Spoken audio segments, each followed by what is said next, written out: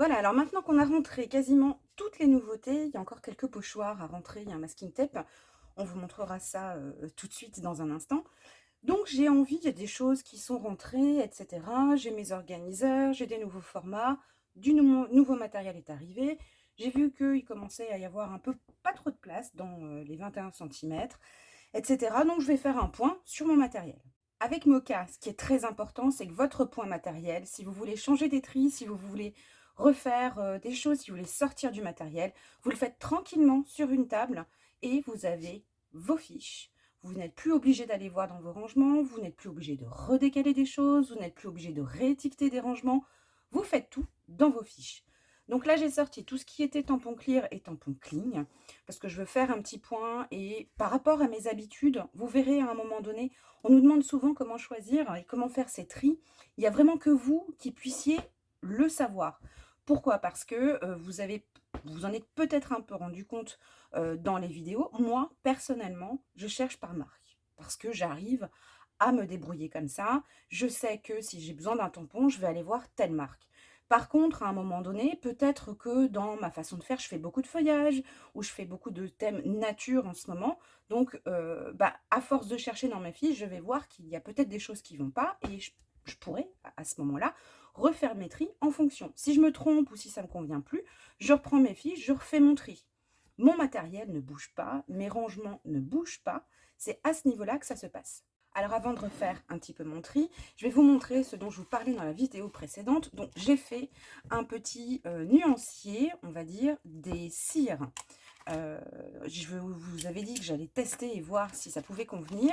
Donc j'ai pris 2 feuilles transparentes à 5. J'ai choisi de le faire sur un fond noir. Pourquoi? Parce que je trouve qu'on voyait un peu mieux la couleur aussi de mes seaux. Et donc pour choisir quelle couleur utiliser ou quel motif utiliser, si je suis pas sûre de faire des seaux ou si je suis pas bien sûre de les utiliser, je peux choisir tranquillement, je peux rester sur la table de mon salon. Là, je peux choisir sans avoir à prendre mon matériel avec moi. Je regarde si ça peut aller sur mon projet. D'ailleurs, le week-end dernier, on avait réalisé un petit tuto, l'encre et l'image, qui était disponible sur le salon, un petit tuto disponible en ligne. Ben voilà, j'ai rajouté tout simplement un seau avec le petit vase aloe vera. Voilà, je l'ai rajouté après sur mon projet. Donc mon nuancier, donc je l'ai fait sur 2 feuilles. J'ai encore de la place si d'autres couleurs venaient à venir. Pour les protéger dans les organisateurs, je mets 2. Alors, 2, je pourrais même en mettre qu'une, puisque j'ai rien derrière ici. Il n'y a rien à protéger. Donc une feuille transparente à 5 avec une attache double. Et je vais pouvoir les mettre dans mon organiseur. Ici, vous le connaissez maintenant, donc ce sont tous les nuanciers d'encre et marqueurs. Donc là, c'est pareil, quand j'ai un projet à faire, je ne sais pas trop quelle encre utiliser, je peux tout simplement choisir mes couleurs tranquillement à ma table de travail. Je vous avais dit qu'il fallait que je refasse mon même rangement, c'est le cas. Je l'ai vite refait aussi. Alors, je vais vous montrer l'ancien. Voilà, donc l'ancien était comme ça, donc je commençais à plus trop avoir de place dans les 21 centimètres, donc je me suis réorganisée en fonction d'eux et toujours en laissant de la place sur ce qui pourrait arriver. J'ai également refait mon rangement papier. Celui-là, il est un peu plus simple. Donc, sur le rangement des papiers, donc là, j'ai toutes mes collections de papier. Mallette 1, mallette 2, mallette 3, mallette 4. Si j'ai plus de mallettes qui arrivent, j'ai toujours le verso de disponible pour rajouter des choses. Et lorsque je cherche par marque ou lorsque je cherche une certaine collection de papier, je vais regarder, je mets les marques et le nom des collections. Alors, bien sûr, des fois, c'est les collections ou les couleurs de papier ou les thèmes qui vont nous inspirer. À ce moment-là, je prends mallette après mallette et je regarde un petit peu. Par contre, quand je sais, par exemple, que j'ai acheté une collection dernièrement et que je veux la retrouver pour l'utiliser, je prends tout simplement mon mémo pour le papier et je prends la mallette en conséquence. Donc, j'ai pas à faire mallette après mallette.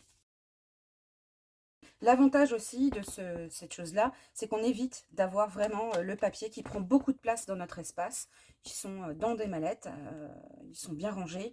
Je les ai référencés, toujours au crayon par contre, puisque une collection de papier, quand on l'utilise, elle disparaît. On a des chutes ou quoi que ce soit.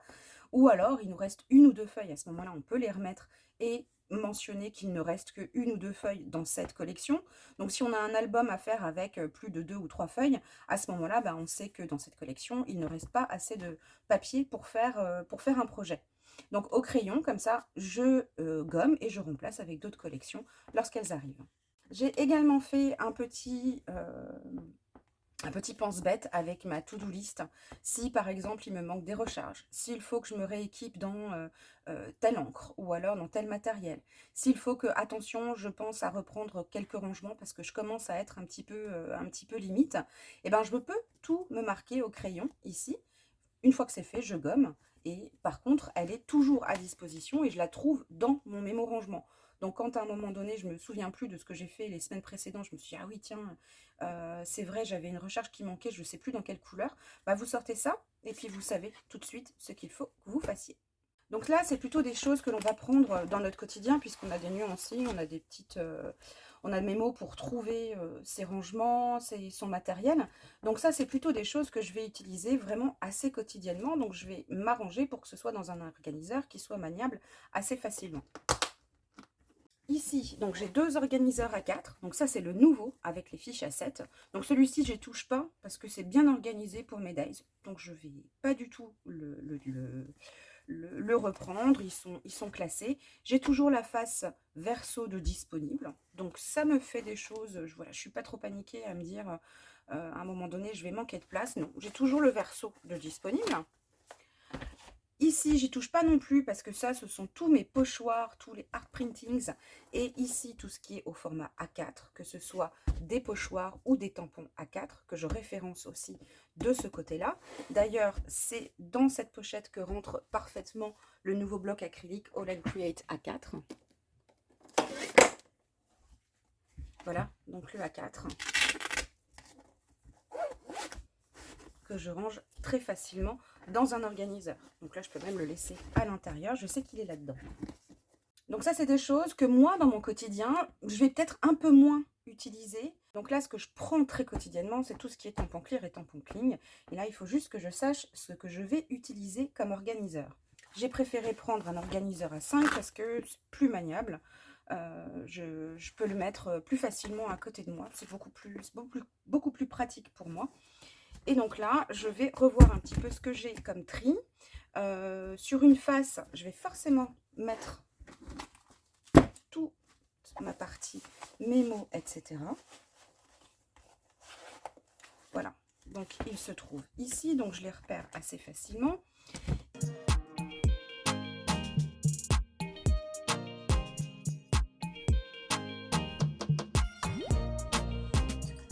Alors, ici, j'ai des choses. Donc ça, alors ça, par contre, ce sont tous mes classeurs d'embossage.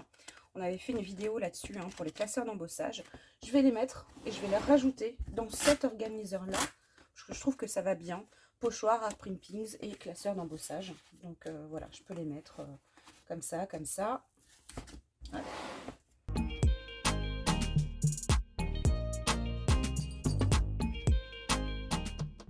Voilà, là il commence à être bien rempli et il me reste encore tout ça.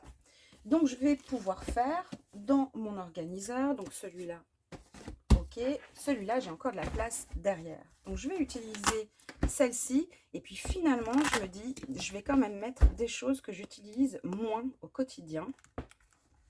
Peut-être les rapatrier ici. Ou alors je peux dire, tiens, je mets les cling ici ou les clear ici en fonction vraiment de mon équipement et de ce que j'ai dans mon quotidien. Voilà, donc là j'ai identifié, donc dans celui-là, je sais que c'est des choses que je prends le plus au quotidien.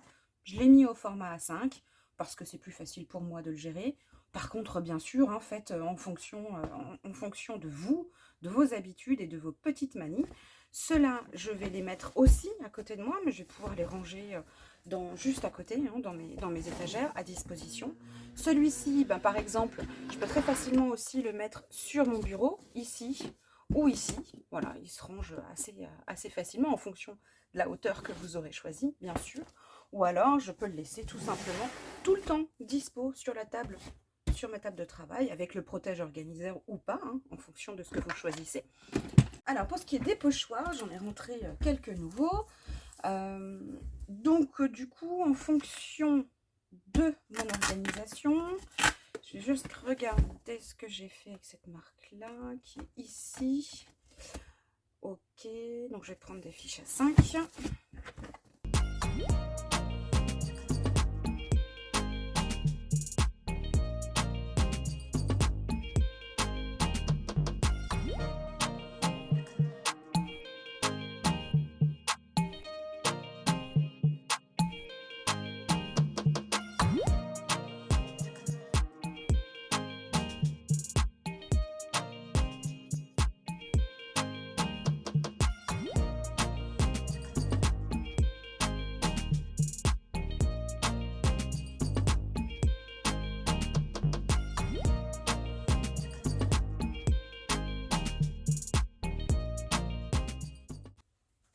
Voilà, donc au niveau des pochoirs, donc vous avez vu, ça a été très vite. J'ai fait donc mes 4 fiches. Je vais prendre, voilà, où je retrouve les autres de cette même marque. Je retrouve les autres pochoirs. Donc là, j'ai pas fait des empreintes nickel. Pour moi, l'important, c'est de pouvoir voir les motifs. Je vais les ranger dans mon pile box à 3, à 4, numéro 3, parce que je sais que c'est la boîte que je cherche très souvent. J'ai mis l'emplacement. Celui-ci est un peu plus petit, j'aurais pu le faire sur A7. Par contre, je me dis que le prochain petit, je vais pouvoir le mettre sur la même fiche. Et puis à un moment donné, si je n'utilise pas l'un ou l'autre, je coupe ma fiche en deux, ça me fait une feuille à 6 et l'autre disparaît de mon organisation. Et justement, pour éviter de trop chercher, j'ai mes fiches avant d'aller dans ma boîte, avant d'aller dans mes rangements. Je regarde mes fiches et je regarde ce que je veux utiliser. Donc je ne suis pas forcément embêtée par le fait que c'est vrai que les pochoirs et les masques, ils ont souvent tendance à s'agripper les uns aux autres. Mais étant donné que je ne cherche plus dans mes rangements et que j'ai plus à les séparer à chaque fois que je cherche pour pouvoir voir ce que je veux utiliser, j'ai mon organiseur. Ça m'embête moins. Donc je peux me permettre de les ranger de cette manière-là. Là, j'ai un masking tape qui est arrivé. Donc là, j'ai mes petits rangements masking tape. Tant j'ai la place à l'intérieur de celui-ci.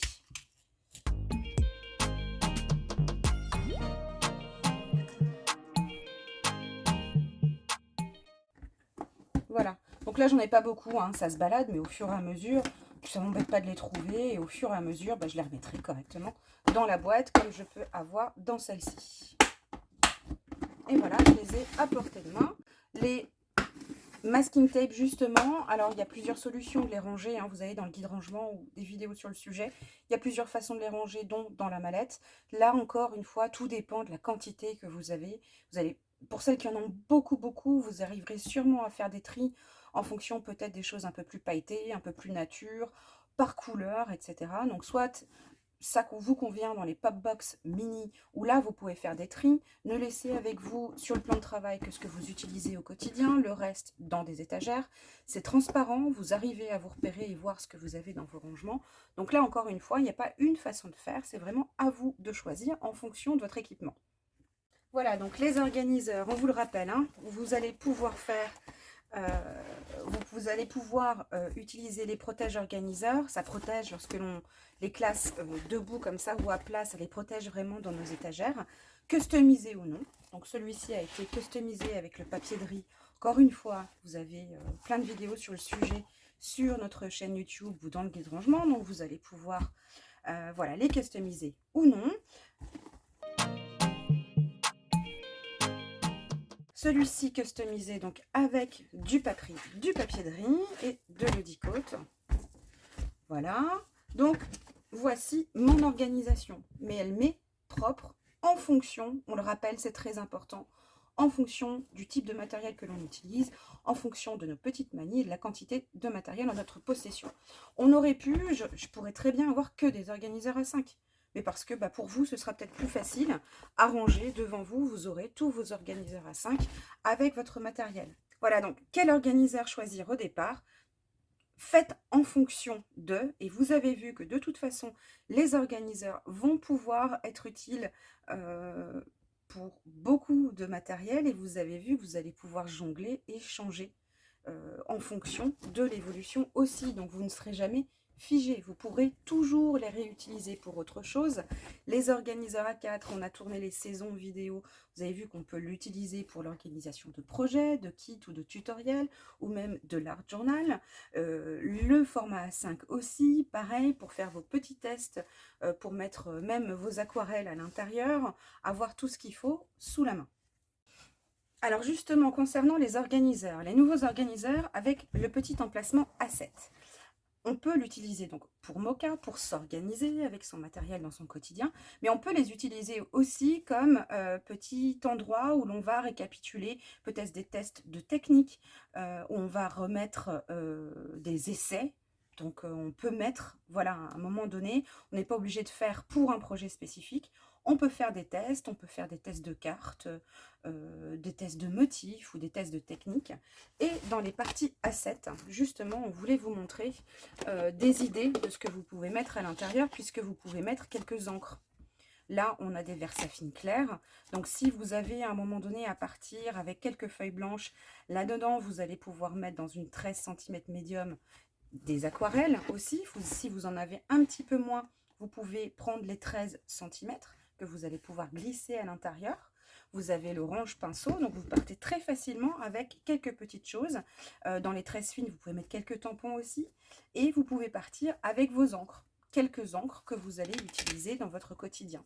On le rappelle, dans cette partie-là, vous allez pouvoir glisser aussi des blocs à tamponner. Donc, vous le glissez aussi avec vous. On va tester aussi donc la Versafine. Celle-ci, ce pad-là, vous pouvez le glisser aussi à l'intérieur. Vous allez pouvoir glisser quelques perfos. Si vous êtes adepte des perfos sur tous les rondes, vous pouvez glisser quelques perforatrices à l'intérieur. Alors, les distress, je crois qu'on n'a pas testé les distress.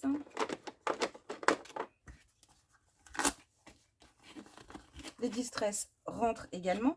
Donc, vous avez la possibilité de partir avec quelques encres seulement avec vous. Donc, sur le format A4, donc vous avez 4 emplacements, plus 4 derrière. Donc, vous pouvez mettre un peu plus d'encre, un peu plus de feuilles blanches, des petits tampons ici. Vous pouvez mettre vos aquarelles ici. Vous avez le bloc acrylique. Vous pouvez partir avec un minimum de choses pour pouvoir faire voilà, en vacances ou une après-midi ou sur la table de votre salon. Vous n'avez pas besoin de grandes choses. Vous êtes sur des tests et vous pouvez vous organiser aussi de cette façon-là. Aucune obligation, mais on vous donne des idées de ce que vous pouvez mettre à l'intérieur de ces organiseurs et dans les endroits et dans les emplacements à 7. Alors, pour vous montrer aussi, on va pouvoir mettre hop, la Versamark. Rentre aussi parfaitement à l'intérieur. La Memento rentre également à l'intérieur. Et je crois que c'est tout ce que l'on a comme type de pad d'encre. Non, on a l'Archival aussi. L'Archival va rentrer aussi parfaitement à l'intérieur. Donc voilà, vous avez quand même une majorité de pads d'encre qui rentrent parfaitement dans ces organiseurs et ces emplacements à 7. Voilà, donc pour vous montrer ce que ça donne. Voilà, donc si vous avez à partir en crop, vous pouvez, ou en atelier, ou c'est des encres que vous utilisez et que vous avez vraiment besoin d'avoir sous la main très fréquemment, vous n'avez pas forcément beaucoup de place chez vous, vous pouvez aussi vous réserver un organiseur à 5 avec les compartiments à 7 pour mettre toutes les encres que vous utilisez dans votre quotidien. Voilà, donc on espère que ces vidéos vous auront aidé à vous projeter encore plus dans votre organisation lorsque du nouveau matériel arrive.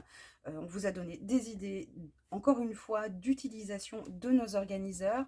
On vous a montré encore d'autres façons de vous organiser avec notre méthode Moka. Donc, ce que l'on peut retenir de tout ça, c'est que nos rangements, on n'a plus besoin de passer des heures, on n'a plus besoin de le remettre en cause à chaque fois. Si on devait le remettre en cause, on peut se réorganiser, mais vraiment très rapidement avec nos fiches, dans nos organiseurs. Ce n'est jamais figé, c'est toujours modulable et ça vit avec nous en fur et à mesure de notre évolution sans avoir à tout chambouler. C'est fait très rapidement. Voilà, à très bientôt pour d'autres vidéos. Ciao, ciao!